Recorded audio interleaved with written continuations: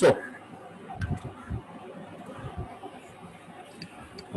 today we will at first see the basic differences between process and program. Now, as I told you in the last class, that is the difference between process and program is that process is a passive entity. Program is a passive entity. Whereas process is an active entity. Now, what's the meaning of that? The meaning of that is program, which is basically stored in your computer and doing nothing. It is just stored like any other document. It is just stored over there and it's not doing anything. So that is program. But process, when it is a process, when the instructions from that program is being executed, then it is known as process. যখন ওই প্রোগ্রামগুলোর মধ্যে যে ইনস্ট্রাকশনটা দেওয়া আছে, প্রোগ্রামটা যেটা লেখা আছে, তার মধ্যে তো আমি বেসিক্যালি কি করেছি, প্রোগ্রামের মধ্যে ইনস্ট্রাকশন দিয়েছি। আমি প্রিন্টএফ বলার মানে কি, আমি যেটা লিখেছি কোটেশনের মধ্যে সেটাকে প্রিন্ট করতে বলছি কম্পিউটারকে। So that's an instruction from my part. So যখন এই প্রিন্টএফটা এক্সিকিউট করছে ইনস্ট্রাকশনটা, so that is becoming a process. এবং এই প্রিন্টএফটা এক্সিকিউট করার জন্য ওই প্রসেসটাকে কোন ডিভাইস অ্যালোকেট করতে হচ্ছে? Your monitor. ঠিক আছে, ওই প্রিন্টএফটা যখন এক্সিকিউট করা শুরু করলো, তখন ওই প্রসেসটা স্টেট কি হলো? New state. ঠিক আছে, so that is become process. So programme is a passive entity and process is an active entity, right? Next, in that way, so that is the first and foremost thing. What you can say, that program is a passive entity such as contents of a file stored on disk, and process is an active entity with program counter specifying the next instruction to execute and set off associated resources. Now, this program counter, আগের দিন আমরা এই program counter সম্পর্কে বলেছি। program counter কি কাজ করে? program counter it points to the next instruction. It points to the next instruction that will be executed by a process. program counter কি করে? next instruction কে point করে রাখে, which will be executed by a process. ঠিক আছে, তাহলে programme কাউন্টারের কাজ হচ্ছে সবসময় নেক্সট পরপর যে ইনস্ট্রাকশনগুলো এক্সিকিউট হচ্ছে, একটা ইনস্ট্রাকশন এক্সিকিউট হয়ে গেলে তার পরেরটাকে পয়েন্ট করা, সেটা এক্সিকিউট হয়ে গেলে তার পরেরটাকে পয়েন্ট করা, সেটা এক্সিকিউট হয়ে গেলে তার পরেরটাকে পয়েন্ট করা। এবং এই পয়েন্টিংটা বা ইনস্ট্রাকশনগুলো কোথায় রাখা থাকবে? এইগুলো রাখা থাকবে তোমার মেমোরির মধ্যে, র্যামের মধ্যে। It will be stored in your RAM, তাই তো? তাহলে তোমার র্যামের মধ্যে এই জিনিসগুলো স্টোর থাকবে এবং পরপর ইনস্ট্রাকশনগুলো স্টোর থাকবে, এবং প্রোগ্রাম কাউন্টার বলে একটা পয়েন্টার যে এগুলোকে ম্যানেজ করবে। এবং সেই প্রোগ্রাম কাউন্টারটা কোথায় থাকবে? ইট উইল বি, কোথায় থাকবে প্রোগ্রাম কাউন্টারটা? কেউ আমাকে বলতে পারবে প্রোগ্রাম কাউন্টারটা কোথায় থাকবে? আগের দিন বলেছিলাম প্রোগ্রাম কাউন্টারটা কোথায় থাকবে?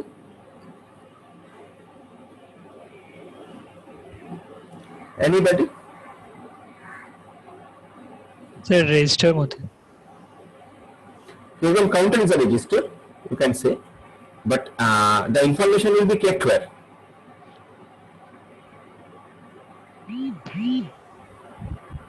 The information of the program counter will be kept where? It will be kept কোথায় থাকবে? PCB এর মধ্যে থাকবে। Very good. control unit. It will be থাকবে PCB. Yes, it will be থাকবে PCB. It will be in the PCB. Program counterটা থাকবে পিসিবির মধ্যে। কেন? তার কারণ প্রত্যেকটা প্রসেসের জন্য যে পিসিবি ক্রিয়েট হবে, প্রত্যেকটা প্রসেসের জন্য তো আলাদা আলাদা সেট অফ ইনস্ট্রাকশন আছে। প্রত্যেকটা প্রসেসের তো আলাদা আলাদা সেট অফ ইনস্ট্রাকশন আছে, প্রত্যেকটা প্রসেসের আলাদা আলাদা ইনস্ট্রাকশনস আছে। তাহলে পরপর একটা একটা একটা একটা যে প্রসেস, তার যে সেট অফ ইনস্ট্রাকশনস গুলো সেগুলো পরপর এক্সিকিউট করবে। তাহলে সেগুলোকে পরপর এক্সিকিউট করাতে গেলে সেগুলোর জন্য আলাদা আলাদা প্রোগ্রাম কাউন্টার মেনটেন করতে হবে। মানে সেগুলোর জন্য মানে একটা প্রসেসের জন্য একটা প্রোগ্রাম কাউন্টার রেজিস্টার থাকবে, যে প্রোগ্রাম কাউন্টার রেজিস্টার সবসময় পরপর ইনস্ট্রাকশন গুলোর অ্যাড্রেস গুলোকে অ্যাড করবে।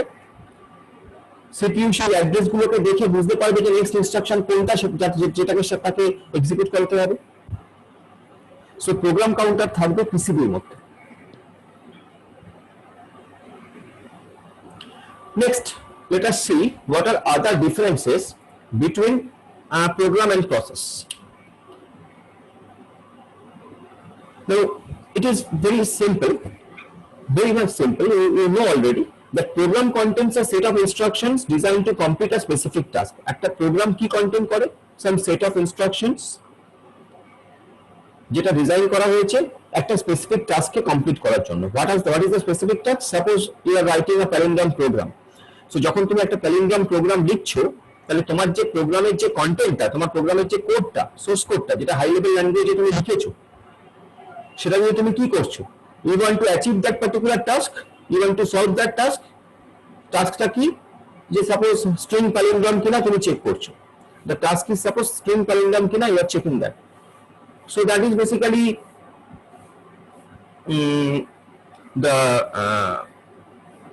that is basically the definition of program, or that is basically the job of a program, to solve some specific task, to achieve some specific task, and you are doing that by writing the source code behind that.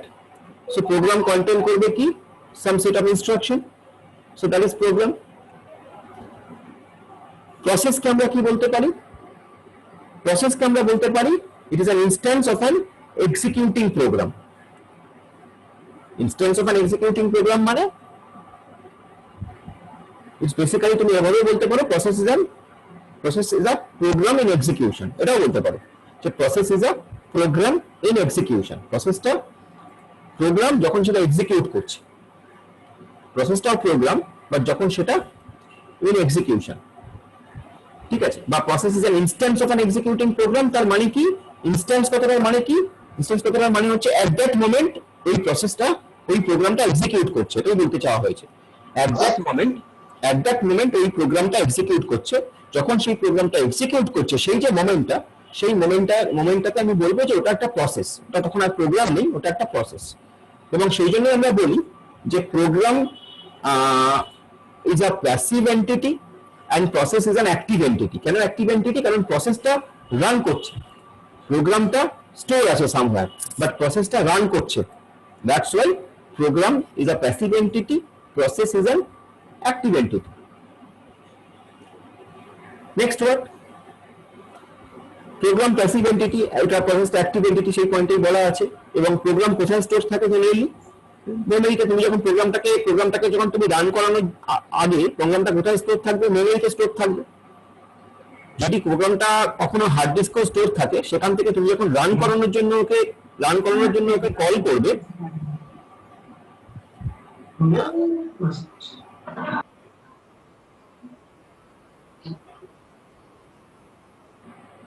যদি প্রোগ্রামটা যদি hard ডিস্কে store থাকে, তুমি যখন run করানোর জন্য ওকে call করবে, so it will come to RAM, because any program, any instruction which will be executed by the CPU, that must have to be present in the RAM. Okay, CPU directly কিন্তু hard disk থেকে কোনো কিছুকে execute করাবে না। CPU যা কিছু করবে, it will fetch that thing from the RAM. That is the secondary memory. I'm sorry, the primary memory. So প্রথমে ওটা সেকেন্ডারি মেমোরিতে স্টোর থাকলেও তারপরে সেটাকে প্রাইমারি মেমোরিতে তুলে আনা হবে, and then only it will run. So programming, আমি এটা বলতে পারি যে program is a passive entity, যেহেতু ওটা ইনিশিয়ালি সেকেন্ডারি মেমোরিতে পড়ে আছে, মানে হার্ড ডিস্কে পড়ে আছে। সো যতক্ষণ হার্ড ডিস্কে পড়ে আছে ততক্ষণ কিন্তু প্রোগ্রাম। যখন ওকে রান করানোর জন্য আমরা যখনই বললাম যে ওকে রান করাবো, তখনই সিপিইউ কি করলো, ওকে হার্ড ডিস্ক থেকে তুলে এনে ফেলে দিল মেমোরিতে, প্রাইমারি মেমোরিতে, দ্যাট ইজ র্যামে। তাই জন্য প্রোগ্রাম প্যাসিভ এন্টিটি যেহেতু ওটা হার্ড ডিস্কে পড়ে আছে বা সেকেন্ডারি মেমোরিতে পড়ে আছে, প্রসেস অ্যাক্টিভ এন্টিটি যেহেতু এটা এক্সিকিউশনের সময় মেইন মেমোরিতে চলে এসেছে, সেটাই বলা হয়েছে থার্ড পয়েন্টটা। আই মিন বোধহয় এটা হ্যাঁ সেকেন্ড পয়েন্ট। ওকে, সেকেন্ড পয়েন্টে সেটাই বলা হচ্ছে। নেক্সট হচ্ছে নেক্সট ডিফারেন্স যেটা আছে সেটা হচ্ছে program exists at a single place and continues to exist until it is deleted. প্রোগ্রামটা তোমার মেমোরির, সেকেন্ডারি মেমোরি অ্যাকচুয়ালি একটাই জায়গায় স্টোর থাকে একসঙ্গে। টোটাল প্রোগ্রামটা তুমি একটা প্যালিন্ড্রোম প্রোগ্রাম লিখেছো, সেকেন্ডারি মেমোরি এক জায়গাতে স্টোর আছে, it is stored in the same place and it will be there until it is deleted from that particular location by us or by system for any other reason. For any reason, যতক্ষণ না ওটাকে delete করা হচ্ছে ততক্ষণ ওটা secondary মেমোরির ওই জায়গাতেই অ্যাজ এ হোল স্টোর থাকবে। প্রসেস কিন্তু তা নয়, প্রসেস কিন্তু তা নয়। প্রসেস ততক্ষণ এক্সিস্ট করবে, প্রসেস ততক্ষণই এক্সিস্ট করবে যতক্ষণ ওকে সিপিইউ দিয়ে এক্সিকিউশন করানো হচ্ছে, যতক্ষণ সিপিইউতে এক্সিকিউটেড হচ্ছে ততক্ষণ এক্সিস্ট করবে। After finishing of its execution, after finishing of its execution it will be no longer existed. Execution হয়ে যাওয়ার পর, execution by the CPU has been completed, it will be no longer existed. এটা আর exist করবে না, processor exist করবে না। CPU দিয়ে যখন ওর এক্সিকিউশনটা কমপ্লিট হয়ে যাবে তখন প্রসেসর এক্সিস্ট করবে না, বাট প্রোগ্রাম কিন্তু এক্সিস্ট করবে। প্রোগ্রামটা কিন্তু সেকেন্ডারি মেমোরিতে স্টোর থাকবে।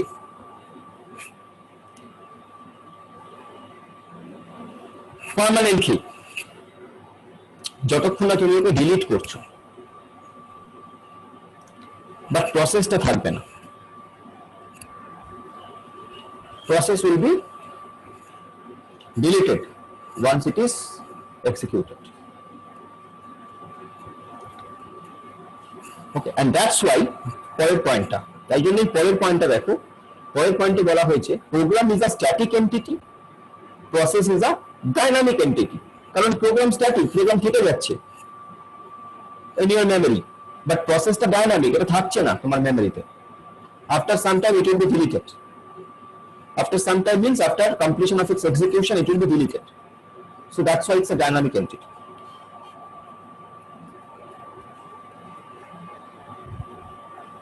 Okay, now the next point is program doesn't have any resource requirement. Program doesn't have any resource requirement. প্রোগ্রামের কোনো আলাদা কোনো রিসোর্স দরকার হয় না। প্রোগ্রামের দরকার হয় না যে আমার একটা আউটপুট ডিভাইস চাই, আমার একটা ইনপুট ডিভাইস চাই, আমার সিপিইউ চাই। যতক্ষণ সেটা প্রোগ্রাম হিসেবে প্যাসিভ এন্টিটি হিসেবে সেকেন্ডারি মেমোরিতে স্টোর আছে ততক্ষণ তার কোনো রিসোর্স রিকোয়ারমেন্ট নেই। শুধু ওই একটু রিসোর্স রিকোয়ারমেন্ট যে মেমোরিতে স্টোর করে রাখা হয়েছে, ওটাই জাস্ট ব্যাস, ও স্টোর হয়ে বসে আছে, ওর আবার কোনো অ্যাক্টিভিটি নেই ওর। So it only require memory space for storing the instruction. এইটুকুই ওর requirement.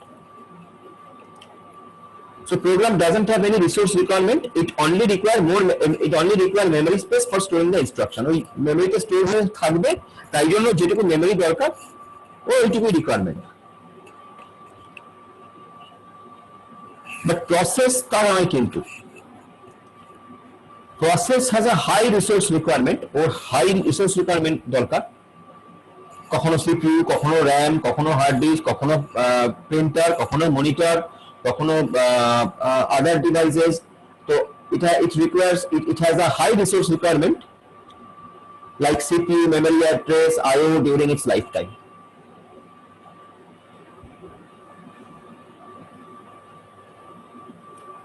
And that's true. Because process তো কাজ করছে তখন, প্রোগ্রামটা যখন কাজ করছে তখন সেটা প্রসেস হয়ে যাচ্ছে। প্রোগ্রামটা যখন ঘুমিয়ে আছে, যখন যখন যখন প্রোগ্রামটা যখন ডেড, তখন তার কোনো রিসোর্স রিকোয়ারমেন্ট নেই।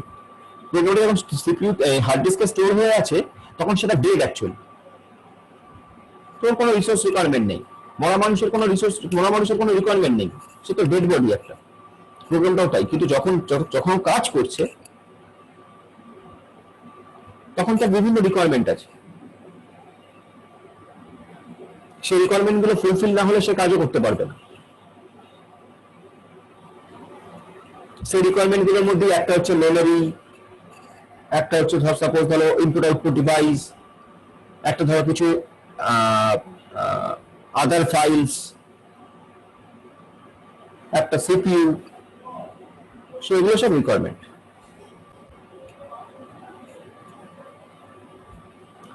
Next,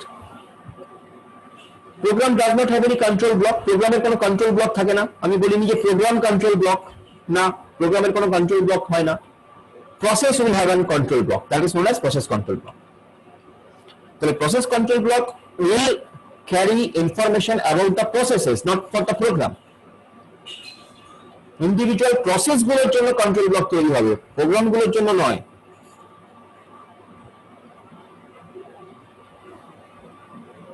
So program, that's why again at the last, at the end, you have to say program is a passive entity, process is an active entity. Okay. So that is the basic difference between program and process. Now, today, we will just go through the process states. Just একটুখানি, just process স্টেটগুলো কি আমি সেটা বলবো। Discussion, detail discussion পরের দিন করবো। Just স্টেটগুলো কি কি, কোনটাকে কি বলে সেটা একটু জেনে রাখ।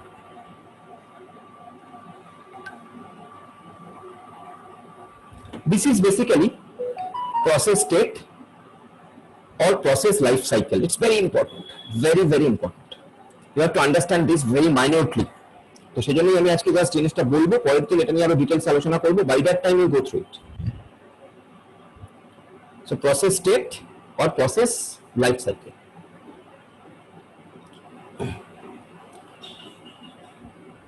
নাও what is process state or process life? মানে এটার মানে হচ্ছে একটা প্রসেসের কতগুলো স্টেট, কতগুলো ফর্ম আছে, অথবা একটা প্রসেস তার লাইফ স্প্যানে কতগুলো ফেজের মধ্যে দিয়ে যেতে পারে। ঠিক আছে? তো অ্যাট ফার্স্ট একটা প্রসেস যখন ক্রিয়েট হয় তখন তার স্টেটটা হচ্ছে নিউ স্টেট।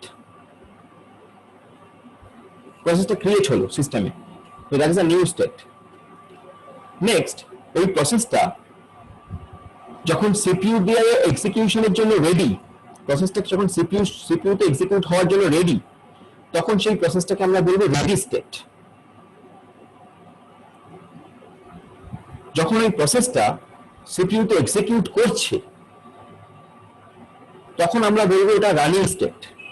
ওই প্রসেসটা স্টেটটা রানিং। যখন ওই প্রসেসটা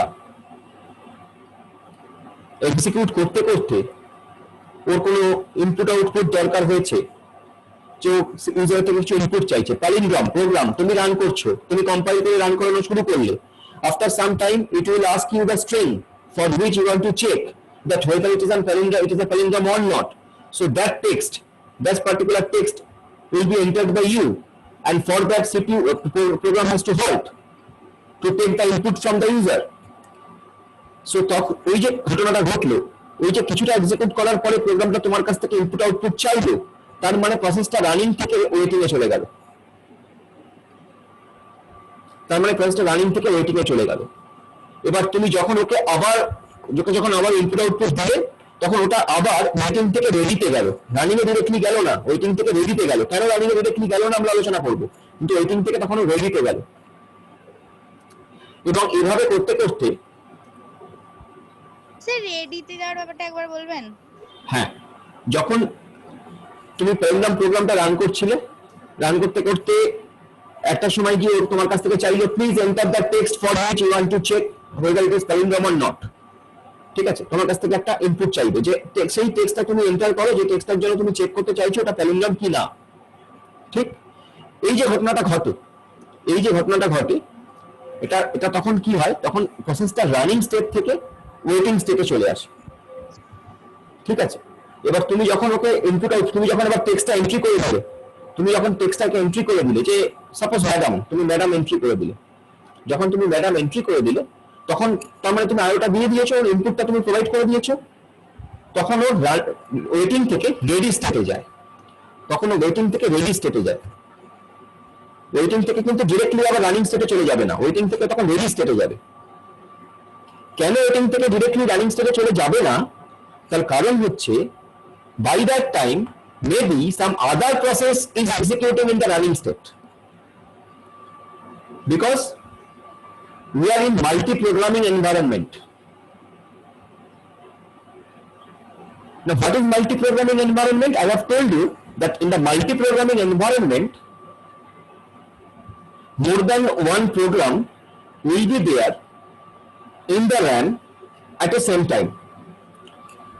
বোধহয় প্রথম ক্লাসে বলেছিলাম more than one program will be there at a same time in the RAM. তার মানে হচ্ছে মাল্টি প্রোগ্রাম এনভায়রনমেন্টে অ্যাট দ্য সেম টাইম একের বেশি প্রোগ্রাম সিপিইউতে এক্সিকিউট করার জন্য রেডি স্টেটে আছে। মোটটা গল্প হচ্ছে একের বেশি প্রোগ্রাম সিপিইউতে এক্সিকিউট করার জন্য রেডি স্টেটে আছে in the multi programming environment. And that's why তোমার প্রোগ্রামটা যখন ওয়েটিং থেকে রেডিতে এলো এসেই সে রানিং এ চলে যাবে এমন নয়, কারণ ততক্ষণে আরেকটা প্রোগ্রাম রানিং এ চলে গেছে, একটা প্রসেস সে রানিং স্টেটে আছে। যতক্ষণ না তার কাজ শেষ হচ্ছে বা যতক্ষণ তার কোনো একটা ইন্টারাপ্ট হচ্ছে বা আইও হচ্ছে ততক্ষণ সে রানিং স্টেটে থাকবে। এবার ধরা যাক যে সে হয়তো একটা ইন্টারাপ্ট পেল।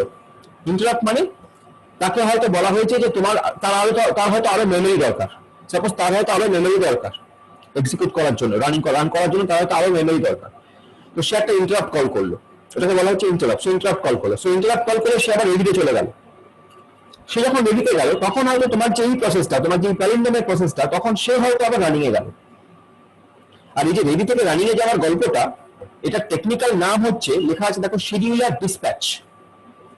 এই যে রেডি থেকে রানিং এ যাওয়ার গল্পটা, এটা টেকনিক্যাল নাম হচ্ছে শিডিউলার ডিসপ্যাচ।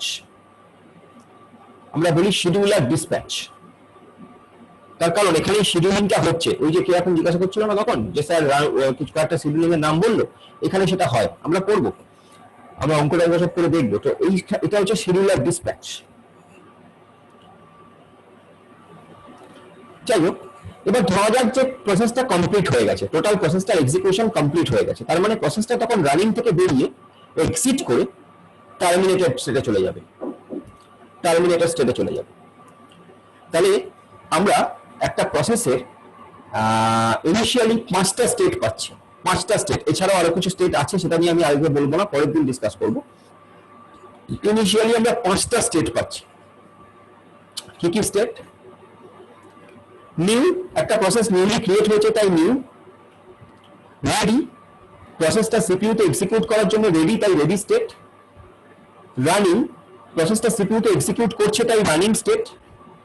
এই রানিং স্টেট থেকে প্রসেসটা দুটো কারণে, এই রানিং স্টেট থেকে প্রসেসটা দুটো কারণে, আইদার ওয়ান, দুটো কারণে রেডি স্টেটে ব্যাক করে আসতে পারে। দুটো কারণে, একটা হচ্ছে তার যদি কিছু ইনপুট দরকার হয়, কিছু আউটপুট দেওয়ার দরকার হয়, তাহলে সে ওয়েটিং স্টেটে আসতে পারে। দুটো কারণে, একটা কারণ মানে দুটো কারণে না, মানে রানিং স্টেটে আসতে পারে সে একটাই কারণে। রানিং স্টেট থেকে একটা প্রসেস ওয়েটিং স্টেটে আসতে পারে যদি তার কিছু ইনপুট আউটপুট দেওয়ার দরকার হয়। আর প্রসেসটা রেডি স্টেটে ব্যাক করে আসতে পারে, রানিং প্রসেস থেকে রেডি স্টেটে ব্যাক করে আসতে পারে যদি তার কিছু ইন্টারাপ্ট অকার করে। ইন্টারাপ্টটা কি? ইন্টারাপ্ট হচ্ছে, সাপোজ একটা এক্সাম্পল দিচ্ছি, সেটা হচ্ছে এই যে প্রসেসটা হয়তো আরো বেশি করে মেমরি দরকার, বা হয়তো তার যতটা মেমরি দরকার র্যামে অ্যাট প্রেজেন্ট ততটা মেমরি নেই, তাহলে র্যামে কিছু মোর স্পেস দরকার। তাহলে প্রসেসটা রানিং থেকে রেডিতে চলে আসবে। আর প্রসেসটা রানিং থেকে ওয়েটিং এ আসবে যদি তার কিছু ইনপুট আউটপুট দেওয়ার দরকার হয়, কিছু ইনপুট নেওয়ার দরকার হয় ইউজারের থেকে, অথবা ইউজারকে কিছু আউটপুট শো করানোর দরকার হয়, তাহলে সেটা ওয়েটিং স্টেটে আসবে। এবার ওয়েটিং স্টেটে আসার পর তাকে যখন সেই ইনপুট আউটপুটটা প্রোভাইড করে দেওয়া হবে, তখন সেটা আবার রেডি স্টেটে যাবে, রানিং স্টেটে নয়। তার কারণ বাই দ্যাট টাইম রানিং স্টেটে আরো কোনো একটা প্রসেস হয়তো এসে এক্সিকিউট করছে। স্যার হ্যাঁ বলো। স্যার ধরুন আমি কোনো একটা প্রোগ্রাম, ধরুন আপনি প্যারেন্ড্রোমের প্রোগ্রামটা আমি রান করাচ্ছি, তো সেক্ষেত্রে যখন রেডি স্টেটেও যাচ্ছে ইনপুট আউটপুট নেওয়ার পর, সেই মুহূর্তে আর কোন প্রসেস ওই টাইমে রান করতে পারে? না, তুমি একটা প্রোগ্রাম রান করছো, তুমি জানো তুমি একটা প্রোগ্রাম রান করছো, তোমার সিস্টেম একটা প্রোগ্রাম রান করছে না তো। তোমার সিস্টেমে তো there are lots of programs, crores of programs running. ওকে, সেটা সিস্টেমের কিছু হচ্ছে সিস্টেমের নিজের প্রোগ্রাম, নিজের প্রসেস, কিছু হয়তো কিছু আদার প্রসেস। যেমন তোমার মনিটরটায় তুমি আউটপুটটা দেখতে পাচ্ছ, তার জন্য একটা ডিসপ্লে ফাংশন রান করছে, তার যে প্রসেসটা, ঠিক আছে? বা ধরো তোমার যে প্রতি মুহূর্তে যে মেমরি ম্যানেজমেন্ট হচ্ছে, তার যে প্রসেসটা।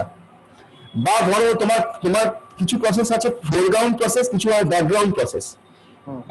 কিছু প্রসেস যেটাকে ইউজার নিজে রান করাচ্ছে, কিছু প্রসেস যেটা সিস্টেম রান করাচ্ছে, তো সিস্টেম রিলেটেড আদার প্রসেসেস। ও আচ্ছা, মানে এরকম না যে খালি ইউজার প্রসেসই হতে হবে, সিস্টেমের প্রসেসগুলো।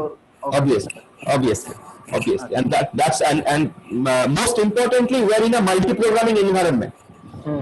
Okay, so in the multi-programming environment, running হচ্ছে at the same time there will be more than one program present in the CPU. In the RAM. Okay, ছবিটা দেওয়া আছে, দেখবে আগের দিন কোনো একটা আগের নোটে দেওয়া আছে ছবিটা।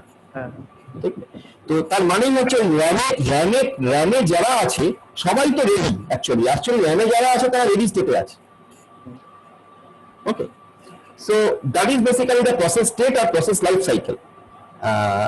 এখানে সেটা বলাও আছে, new, ready, running, waiting, terminated.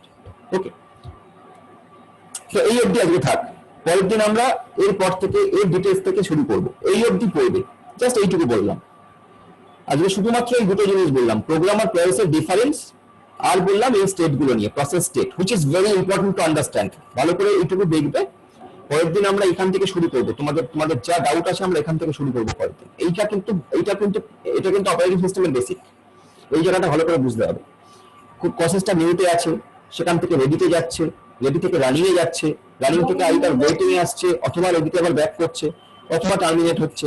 তো এই জায়গাটা ভালো করে বুঝতে হবে, ঠিক আছে? এইটুকু ভালো করে করবে, বেশি এই জন্য করালাম না। নেক্সট ফ্রাইডে আমরা আমাদের কটা থেকে ক্লাস থেকে? 8টা থেকে সম্ভবত, তাই তো? না কটা থেকে? 8টা থেকে, হ্যাঁ, 8টা থেকে। সো নেক্সট ফ্রাইডে আবার 8টা থেকে আমরা করবো। তো এই অবধি ভালো করে দেখবে। আমি I will provide you the notes and all that, I will giving you the notes and all that. Just এইটুকু দেখবে ভালো করে। ওকে, কুইকলি বলো, আর একটু টাইম বাকি আছে, বলতে পারো যদি কোনো ডাউট থাকে। হ্যাঁ বলো। স্যার শিডিউলার ডিসপ্যাচটা একবার বলবেন? হ্যাঁ নিশ্চয়ই। শিডিউলার ডিসপ্যাচটা হচ্ছে যখন এটা হচ্ছে টেকনিক্যাল টার্ম, যখন একটা প্রসেস রেডি স্টেট থেকে রানিং স্টেটে যাচ্ছে, যখন একটা প্রসেসকে সিপিইউ কে অ্যালোকেট করা হচ্ছে, তখন সেই স্টেটটাকে আমরা, সেই যে মেথডটা, সেই মেথডটার নাম হচ্ছে শিডিউলার ডিসপ্যাচ। যখন একটা প্রসেস রেডি থেকে রানিং স্টেটে যাচ্ছে, এই যে রেডি স্টেটে আছে সেখান থেকে সে যখন রানিং স্টেটে যাচ্ছে, এই যে মেথডটা, এই মেথডটার নাম হচ্ছে শিডিউলার ডিসপ্যাচ। ওকে, এটা নিয়ে আমরা অঙ্ক করব। এই মেথডটাকে বলছি শিডিউলার ডিসপ্যাচ, মেথডটার নাম। শিডিউলার ডিসপ্যাচ হওয়ার মানে হচ্ছে প্রসেসটা রেডি থেকে রানিং এ গেল, ঠিক আছে? বুঝে গেল? কে প্রশ্ন করলো? হ্যাঁ স্যার বুঝেছি। ওকে, সো এনি মোর ডাউট? ছবিটা দেখে নাও ভালো করে একবার। Any more doubt? হ্যাঁ বলো।